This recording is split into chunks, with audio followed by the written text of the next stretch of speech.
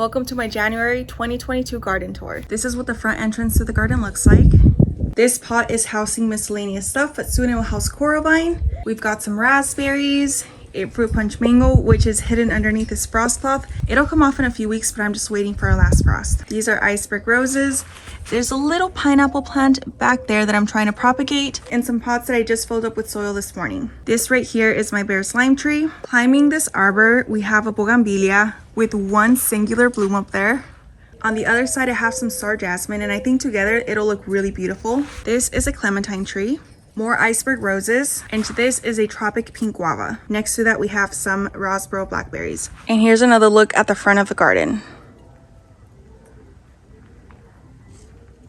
As we enter the garden, the first thing you see is my kids' bench. I used to have it next to their sandbox, but it gets so hot over there, they barely used it. And now they come out here every morning eating their snacks, or whenever they harvest things from the garden, they like to snack on them on this little bench. And it's the cutest thing ever. Let's start over on this end. Here we have a red Malaysian guava.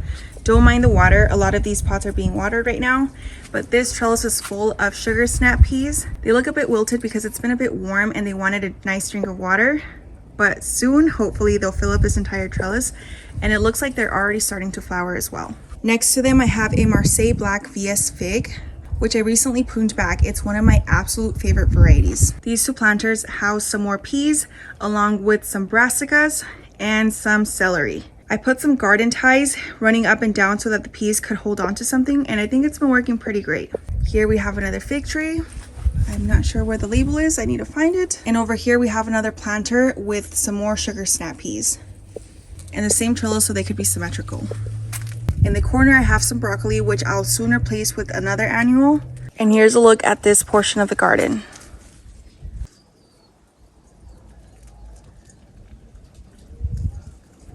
This garden bed has some peppers, some cabbage.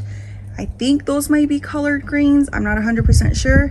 Another pepper, and I recently built these trellises, so soon these will be filled with pomegranates because I'm trying to exfoliate that pomegranate tree to create two arches with the branches. Right now it looks a little funky because all you can see is the tie tape, but soon it'll look beautiful when it fills out again and wakes up in the spring. By the way, if I didn't say it already, this is a Parfianca pomegranate. In this bed, I have some more pepper plants along with some garlic, kale, and a few other greens. It's really bare right now, but soon it'll fill out, and I plan on adding some wires on the back running from the trellis all the way to the bottom of the garden bed. That way I can attach my pepper plants, have them supported and fanned out so that it covers the entire wall and it'll look really pretty. This is another fig tree which is currently dormant as well, and another planter with some peppers, eggplant, and garlic, and another trellis as well. So here's a little overview of this side of the garden. I think it's gonna look absolutely magical once the trellises fill out. Up against the side of the house, I have some aloe vera, which was struggling for the longest time until I stopped taking care of it, and now it looks beautiful. I literally don't feed it or do anything, and it just keeps growing. Before, I was feeding it, I was watering it every once in a while, and it was slowly shriveling up. And I quickly learned that maybe we don't need to be friends to coexist. And now it's so happy now that I'm out of sight. As long as it's alive, that's all that really matters. I have some cabbage. I also have some Frederick passion fruit, which has grown significantly since I planted it a few months ago. I plan to take some cuttings and place them in other portions of the yard where I can get a lot more sun, but I wanted to restrict its growth a little bit so that I could fill up this trellis without going too crazy. I also have some bitter melon, which has been flowering, but honestly, it hasn't produced anything yet, and I don't know if it really will. I already have some other seedlings started, and I'm gonna try them in another portion of the yard. In this planter, I have some cilantro, garlic, some basil that has started bolting, and I'm just leaving it alone for the bees, and some strawberries. Did I already say that? This is my daughter's fairy garden. This is a pineapple plant that I propagated from a store-bought pineapple top, and it's actually grown quite a bit. I think it really likes this location because I don't really do much to it. I feed it maybe once a month, water it maybe once a month, if that, and it's growing great. It gets morning sun, afternoon shade, and it really seems to love this location. Next to that, I have my sunshine blueberry bush, which looks so beautiful. It's flowering, it's ripening fruit, and I am obsessed with it. It also loves this location because it gets morning sun, afternoon shade. Next to that, I have my gold nugget loquat, which looks so beautiful. It's pushed out quite a bit of growth, And I think it'll be even happier once it warms up a bit more. But so far it's been looking great, I think because I planted it during the cooler months. So now let's move on to the garden beds. In this one, I have an eggplant. I believe this is just a Black Beauty eggplant, and I want to make a trellis for it because as you can see, it gets quite large and it can easily take over half of this garden bed. I cut it back a few weeks ago and it's already trying to flower again. Look at this. And they're everywhere, which is great. I think it also began flourishing once I removed the roselle plants because then it got a lot more sunlight, whereas before it was very shaded by all of the roselle branches. Underneath that, I have a bunch of root vegetables like beets, turnips. They still have a ways to go only because previously this was all full of roselle, so they didn't get as much sunlight. Since removing them, they've really started to take off, as you can see over there. I have a lot of headless broccoli plants over here because I already harvested them, but I like to keep them in there because we also eat the leaves and the shoots. The shoots are especially delicious, and I see a few more ready to be harvested. And a couple of these provided heads that weren't too big. I think that's just due to the spacing, and also I didn't feed them as much as I should have. But we're making up for the lack of size with all the shoots that it's producing. In a few more weeks, I'll be taking these out. That way the plants that are underneath can flourish a bit more. Like down there, I have an artichoke plant, which would probably be doing a lot better if it had a little bit more light. I have some more basil that's flowering and the bees love it, and some peas that are climbing up this trellis. I think these are sweet peas. If you look very closely, you can see my flame seedless grapevine. This one didn't really take off this past year, and the reason for that is because I had chicken wire buried in the soil from when I first started gardening, and I had all those issues with the cats getting into the garden. I never removed it. I don't know what I was thinking, and I completely forgot about it up until a few months ago. So I went through, dug all of it up, removed it, and hopefully now the roots have a lot more room to spread out. They're not getting tangled up in the wire, and I'm hoping that little grapevine takes off. If it doesn't, I'll probably wind up replacing it. In this garden bed, I have some more peas, I have some more broccoli, I have this tomato tomato, which has made it through our winter, if you can even call it a winter, because honestly it's been pretty warm, but it's very tall and it has a lot of fruit that's ripening right now. I kind of want to pick this one, but I also want to give it a few more days. Back there, I see a little purple of Sicily cauliflower forming. This one I already harvested, but the reason I keep the leaves again is to use them in our cooking. I use them just like greens. I have some nasturtiums in the back, which look super happy. I think these are the best looking ones I've had so far because I tried last season and they were kind of small and very sorry looking, and now they're looking very lush and they're gonna get even prettier. I don't know if you guys remember, but I was about to yank out every single nasturtium last season.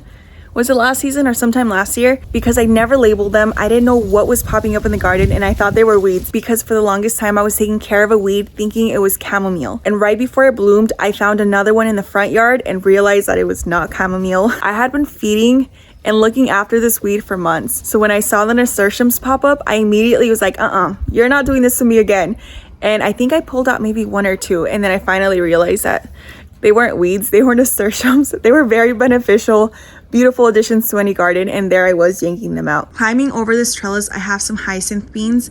These are very beautiful, but I think it's about time they come down. They've been producing a lot. I just didn't really like the taste of them, so I harvested quite a few and then I stopped. I think next season I might not resow them, solely because while they were beautiful, I want to use these trellises for something like melons or watermelon or cucumbers. What I like to do is if I know I'm going to be replacing something soon, I immediately direct sow something else so that it can take its place, and then the trellis doesn't wind up looking quite as empty.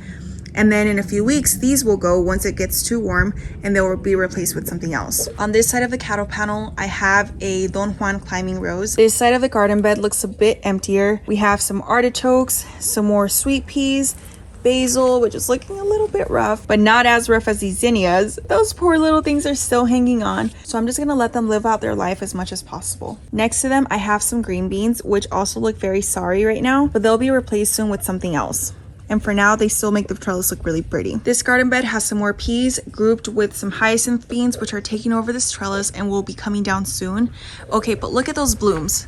That's the main reason I leave them in here, because those blooms are just gorgeous. I have a pepper plant, a broccoli plant. I love putting things like kale, lettuce, broccoli over here because they don't bolt quite as quickly. Even though everything is in the same garden, there's a whole little microclimate going on over here because it's right next to the house, so it doesn't get any southern light exposure, which keeps this area a bit cooler. So this broccoli is barely starting to form a head, even though it was planted before some of the other broccoli that already bolted. I have a bunch more lettuce and greens down there as well. And some strawberry plants. Oh yeah. On this side of the cattle panel, I have a Thompson's green grapevine, which I pruned horribly, but I've learned since then, and I think I'm gonna do a much better job this season. I may have sacrificed the fruit for this year. We'll just have to see, but now I know how to prune it moving forward. So I'm gonna try and form more of a head. I'll show you guys what the process looks like later on in the year. But for right now, it looks really sad. Moving on to this garden bed, we have another nasturtium. Look how gorgeous that looks. I seriously thought I had the worst luck with nasturtiums. Turns out I just wasn't taking care of them as much as I could have. I'm using them to play chess, not checkers with the bugs. That way they all flock to those nasturtiums and they leave all my other veggies alone. I also have a bunch of carrots over here. We have some more greens and strawberries. Another Thompson green seedless grapevine. And over here we have some more peas, cabbage, broccoli. This one also hasn't bolted quite as quickly. Some more carrots and some more lettuce, which actually looks so delicious. I know some people get weirded out when you just eat stuff. Oh, it's so good. I should make a salad. I'm getting kind of hungry. In this garden bed, I have some more Don Juan climbing roses. This one is really taken off. And there's actually one bloom on it right now. Look how gorgeous that looks. Isn't it so beautiful? I love how rich velvety that red is. It's perfect. I planted these roses in memory of my mom because red roses were her absolute favorite. So I cannot wait until this entire cattle panel is filled with red roses. It's gonna be a dream come true. By the way, I didn't know that Don Juan roses produce rose hips. I thought some did, some didn't. But look at this. And then look at this one. It's so beautiful. In this garden bed, I have some sweet peas that look really sad. It's fine. When we transplanted them, they were already struggling. We have some broccoli, cabbage. Over here, we have a purple of Sicily cauliflower, which I need to harvest now because it's already starting to open up. I love putting it in stir fries. Last time my husband was asking me, what broccoli is this? This broccoli is so tender. It's the best broccoli I've ever had. And I was like, it's not broccoli, it's the purple cauliflower. I highly recommend it. Plus, I don't have to cover it up like you do the white varieties. The way you cover it up with the leaves, I just leave this one alone. It's so low maintenance and it produces some beautiful heads. These beans definitely need to go. These were yard-long beans and I tried taking them out a few times and every single time they would start blooming again and producing more, so I always felt bad.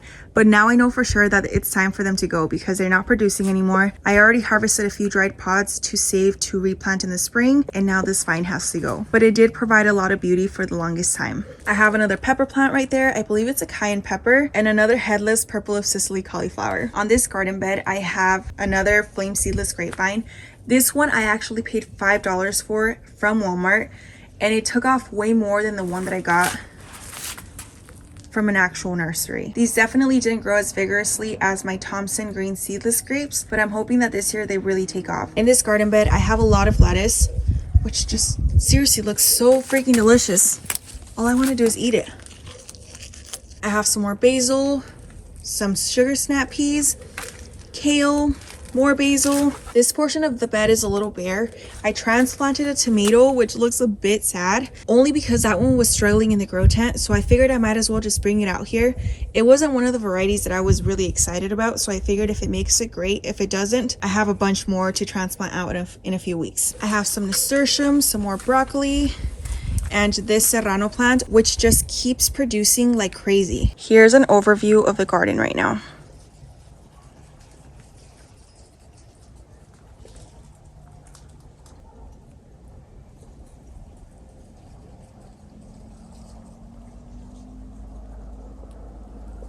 Moving on to the side of the house, I have a tropic white guava that I'm trying to grow flat against the wall because this one is a very vigorous grower.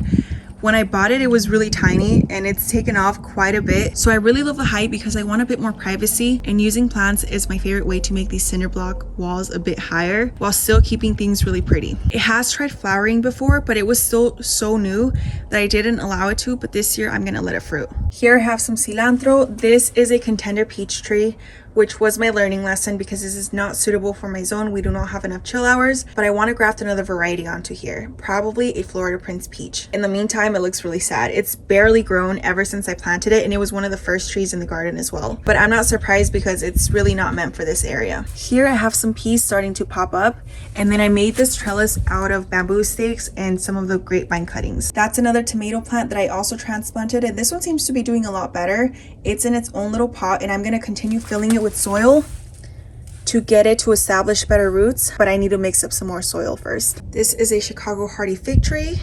This is a Marseille Black VS, and I'm trying to exfoliate these. I've changed my mind about the shape though. Before I wanted them to be a bit more curved, but now I'm thinking more of a candelabra shape. But we'll have to see though. If I do wind up training them a different way, I'll definitely make a video about it to update you guys. These pots don't have anything in them yet, but I'm planning to try and grow some eggplants, peppers, and other tomatoes in there. Here's another fig tree. I need to find the tag. Another one. This is a yellow long neck variety. This is a Genovese Netto AF, and this is a Black Mission, which isn't the best variety, but it was one of the first cuttings that I ever bought. Now we're gonna exit the garden.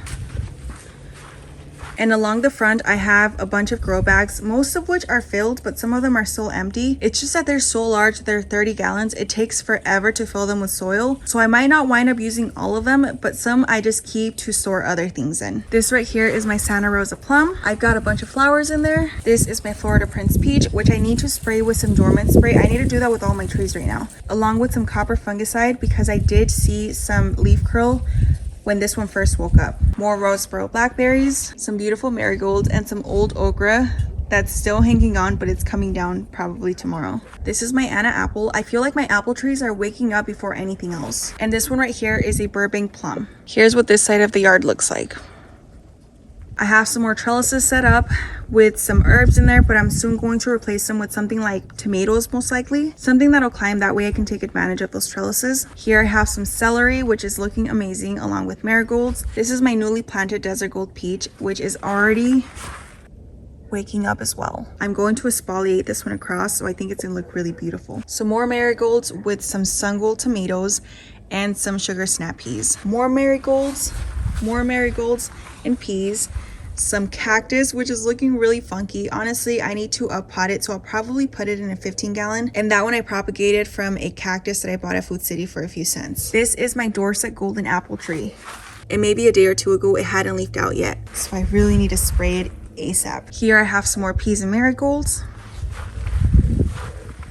Parsley. This is my pineapple guava, which looks really beautiful. This was one of the first additions as well, and I really love it. It hasn't flowered yet.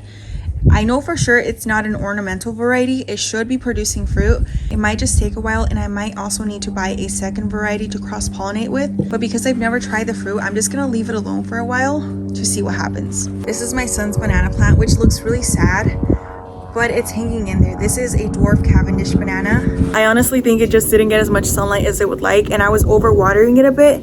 Plus it was super warm inside the house, so it slowly started deteriorating. I brought it out here a few weeks ago, and it's starting to perk up, which I think is a great thing, because now it can drain freely, it gets a lot more sun, and it gets water on a more regular basis, so that it's not being overwatered or underwatered. This is a red ruby grapefruit, an improved Meyer lemon tree. This one came in a $15 starter tree pot.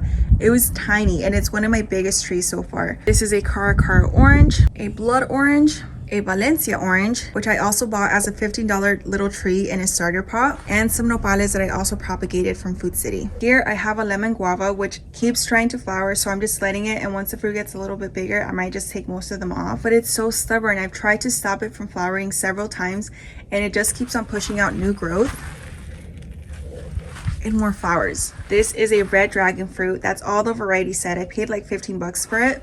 It's doing really well, and it's pushing out a lot more growth. I had actually tried to start some from seeds, and I had a bunch growing in here, but only these have survived because we've had a couple of storms where most of the soil was blown off. Here I have a beautiful priest rose, which was transplanted again, but it quickly filled out and it's looking great. This is my goldfinger banana, which keeps pushing out more growth. It hasn't flowered yet, but it looks beautiful. And this is my manzano banana, which has a lot of pups, which I need to take care of. But over there you can see that it's flowered and the bananas have started growing. Soon I'll go through, cut off the blossom, that way the bananas can really take off. This is what this side of the yard looks like. I almost forgot, but here I have my beautiful James Galway climbing rose from David Austin. It's starting to bud out a bit more, as you can see there, and I just need to set up a trellis for it, attach it to this pillar, and then bring it over. That way it has something to climb onto. I already know exactly what I'm going to do. I'm just gonna wait a few more weeks or maybe a few more months before I actually do it, because the rose is still waking up either way. I think that's pretty much it. I have a hog plum in the grow tent, which will be transplanted out in a few weeks. Right now I have the yellow variety, which is the Spondius mombin, but I'm also going to pick up the red variety, which is the Spondius purpurea. I think is how you say it, alongside a Mexican cream guava, which makes me so happy because some of those trees have been on my to buy list since I started gardening. But I'm very excited. This is what the garden looks like in January. I'm very happy with it, but I know it's gonna look even better next month. So stay tuned for that garden tour, and thank you so much for watching.